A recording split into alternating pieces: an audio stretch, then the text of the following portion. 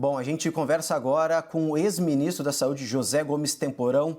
Boa tarde, ex-ministro. Qual é a sua avaliação do cenário na saúde do Brasil com a troca de ministros neste período de combate à pandemia do novo coronavírus? Como você avalia, podemos dizer, essa troca de cadeiras a todo momento? Nos últimos 2 meses, saíram 2 ministros com pensamentos bem próximos. Bom, eu queria dizer o seguinte, numa situação como essa, de uma doença tão grave, que cria uma situação que fragiliza a sociedade, fragiliza o país, tão importante quanto dispor de médicos, enfermeiros, equipamentos, leitos, respiradores, é você ter uma estratégia, uma condução, uma liderança nacional que consiga implementar um plano de ação, um olhar estratégico e juntar a sociedade em torno desse movimento, que é um movimento em defesa da vida. Infelizmente, o que nós estamos assistindo nos últimos meses é a absoluta ausência do governo federal. Ou melhor dizendo, apesar do governo federal, estados, municípios, sociedades médicas, especialistas, sanitaristas, epidemiólogos, movimentos sociais estão criando uma governança paralela para fazer frente à irresponsabilidade do presidente da República na condução dessa questão. Então, o ministro Tais, não me surpreendeu a saída dele. Quando ele fez o juramento,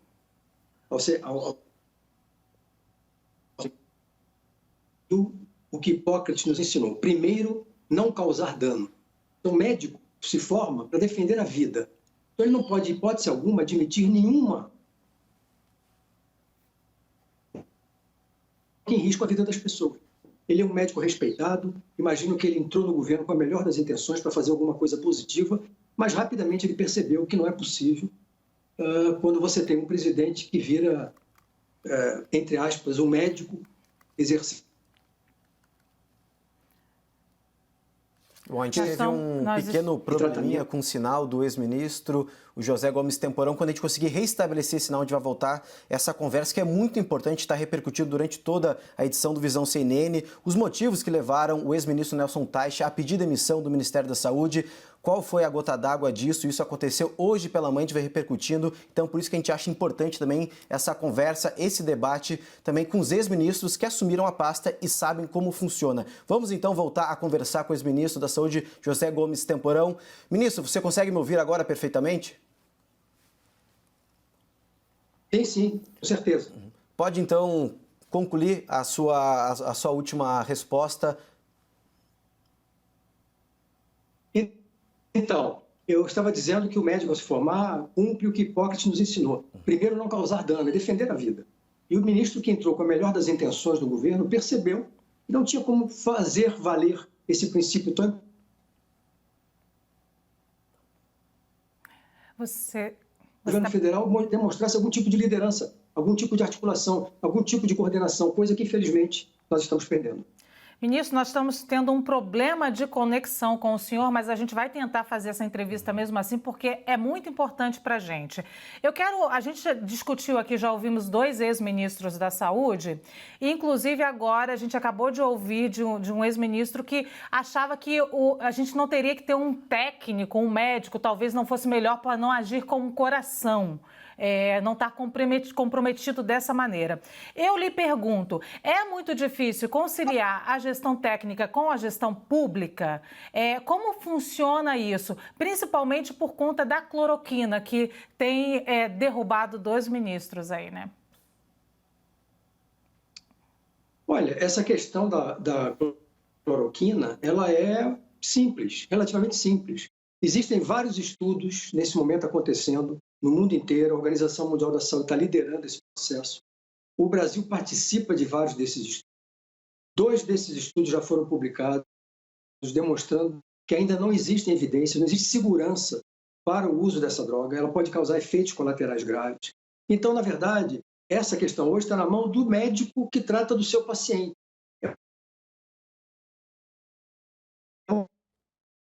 Naquela situação específica,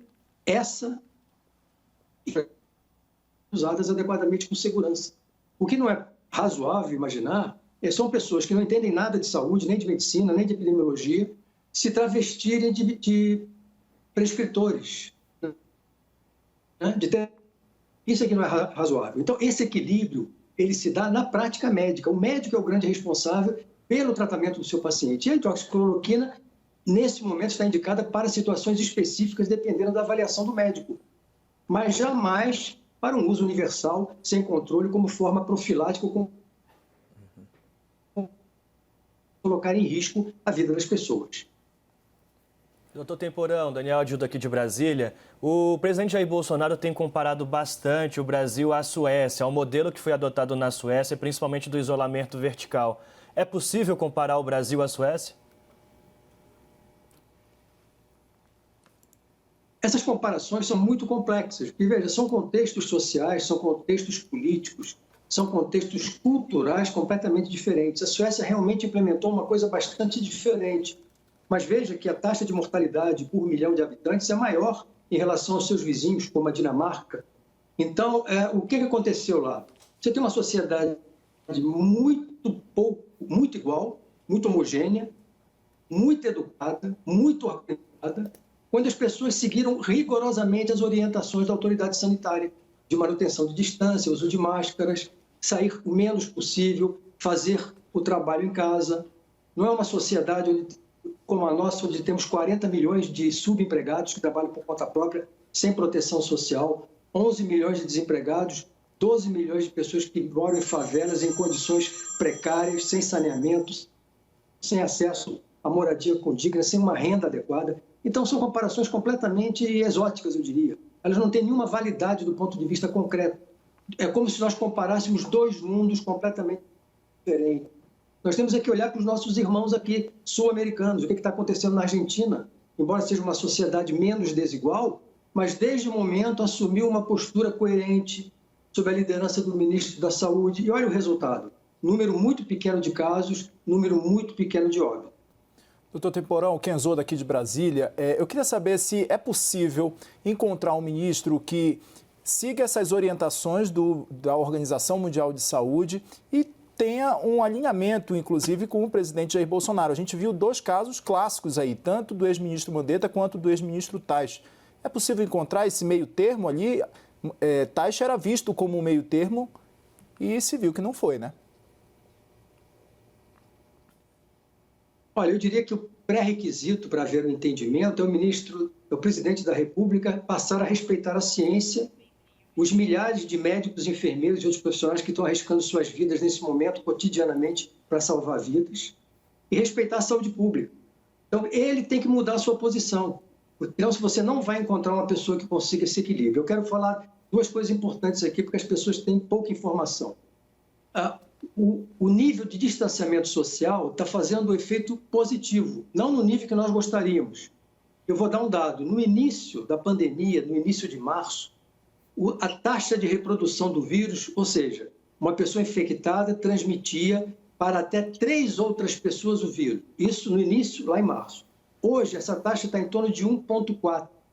Ou seja, a gente conseguiu reduzir a velocidade de disseminação do vírus. Não no nível adequado. Esse número teria que estar abaixo de 1, teria que ser negativo.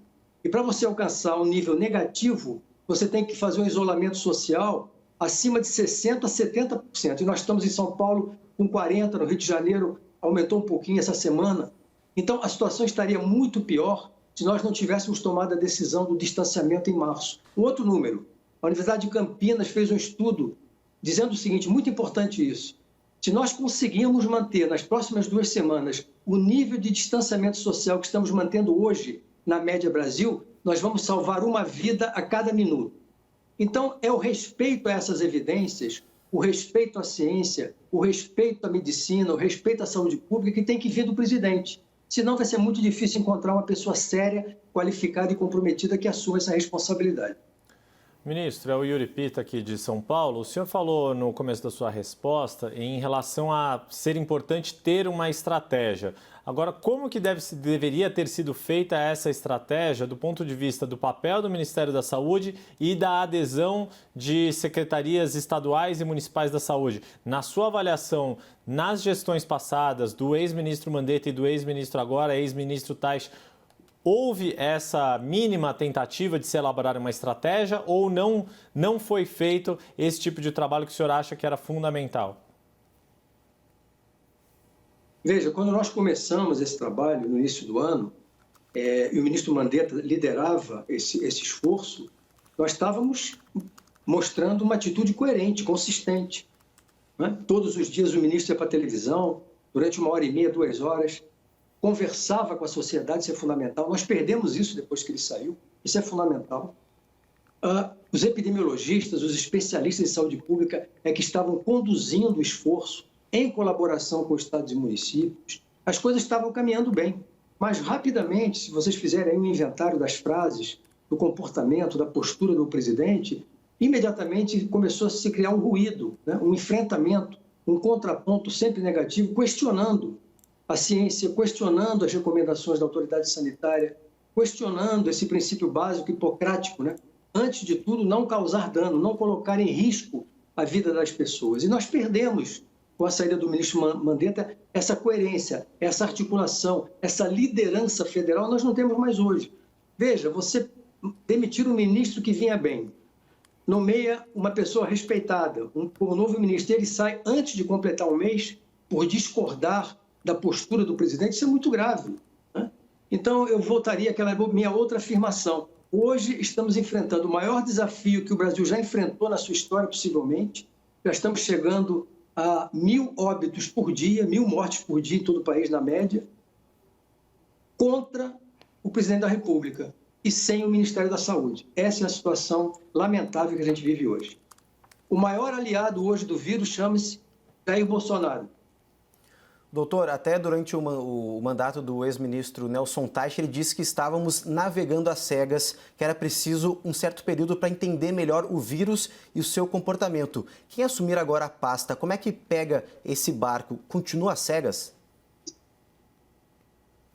Na verdade, não é bem às cegas, é que o retrato que nós vemos hoje reflete o que estava acontecendo 3 semanas atrás. Como nós estamos testando pouco, não é? E, portanto, o grau de informação não é exatamente o que a realidade, o que acontece na realidade. Nós estamos, então, olhando esse número de mortes, esse número de casos, é o retrato do grau de isolamento social, do grau de distanciamento de 2, 3 semanas atrás. Nós temos que testar mais e agora o Ministério da Saúde está fazendo uma pesquisa, isso é muito importante, em 300 municípios, com apoio do IBOP, para detectar o grau de presença de anticorpos na população brasileira em vários municípios, o que vai nos dar um retrato muito mais razoável, muito mais refinado de qual é o padrão de circulação viral nas grandes capitais, nos municípios de médio porte e de pequeno porte. Então, nós vamos ter essa frase, nós vamos ter uma luz que vai iluminar com mais clareza, mas eu posso afirmar que nós estamos ainda na subida da curva, nós conseguimos sim achatar a curva de maneira importante, mas não no nível que gostaríamos de fazer, graças ao esforço meritório dos governadores, dos prefeitos, dos sanitaristas, dos profissionais de saúde. Eu insisto, nós temos que mandar um grande abraço para todos os que colocam em risco a sua vida hoje nos hospitais, nas policlínicas, nas UPAs, nos serviços de saúde. Né? Então, nós vamos ter mais dados, começamos a ter mais dados. Precisamos entender que é uma doença nova. Veja, o que se pensava que era uma pneumonia, agora é uma doença que afeta o sistema nervoso central, o intestino, a pele, os rins, o coração, o sistema de coagulação. Os médicos estão a cada dia descobrindo uma coisa nova. Agora acabamos de descobrir que afeta a retina também, a visão. Ou seja, um paciente de cada 5 que entra no CTI em São Paulo hoje não voltará para casa, infelizmente. Vai morrer. São 20% ali, o número de óbitos das pessoas que entram no CTI. 40% das pessoas que são internadas vão desenvolver insuficiência renal. Os rins vão parar de funcionar. Vai ter que fazer hemodiálise. Muitas dessas pessoas, ao voltarem para casa, vão ter sequelas respiratórias, renais e outras, que vão exigir atendimento, fisioterapia, outro tipo de suporte. Então, é uma situação muito dramática. E esse jogo que está se fazendo, economia versus saúde, a economia tem que estar a serviço da saúde neste momento. O grande desafio é reduzir drasticamente o número de mortes. E nós sabemos que a única maneira, já que não temos medicamento e não teremos uma vacina neste ano, se tudo correr bem, espero que sim, ano que vem, as estratégias de distanciamento social. Mas, para isso, é preciso que a sociedade, não só o governo, a sociedade apoie principalmente as famílias mais vulneráveis, em situação de mais risco, a conseguirem manter o distanciamento social. Então, essa é a equação. E, para isso, não tem jeito. Tem que ter um pacto nacional, uma coordenação nacional. Todos temos que estar juntos na defesa da vida. Infelizmente, criou-se essa situação e esse ruído, o que nos obriga, digamos assim, a pilotar esse navio Brasil num denso nevoeiro, sem a grande liderança que deveria ser o governo federal. Doutor José Gomes Temporão, essa é a nossa última pergunta. O senhor já respondeu até parte do que eu vou perguntar. Que tipo de protocolo o senhor adotaria se estivesse hoje à frente do Ministério da Saúde? E outra, o senhor teme que a gente possa ter algum problema com a transparência dos números, dependendo de quem estiver à frente da pasta? Veja, protocolos são estabelecidos pelas sociedades de especialistas, né? O Ministério da Saúde trabalha com conselhos de consultores, a Sociedade de Cardiologia, de Pneumologia, de Nefrologia, de Neurologia, enfim, as sociedades médicas e a Organização Mundial da Saúde. São quem define os protocolos. Os protocolos hoje estão claros. Muita coisa está se aprendendo no dia a dia, mas muita coisa já foi incorporada na maneira de atender e de tratar as pessoas. Do ponto de vista de prevenção, é o que nós sabemos. A higiene das mãos, a etiqueta tossir e espirrar, o uso de máscaras para todos e a questão do distanciamento social, enquanto nós não conseguimos achar um medicamento que comprovadamente proteja e trate a doença ou uma vacina. Em relação à transparência, seria muito grave uma situação como essa. Hoje nós temos uma subnotificação de casos, a gente pode multiplicar por 10 ou 12 os números oficiais, já passamos de 2 milhões de casos no Brasil, com certeza. O número de óbitos é diferente, nós temos um retardo do registro, né? Então nós também podemos ter, sim, uma defasagem no número de registros, mas imaginar que alguém de má fé vai omitir dados e informações seria um crime extremamente grave.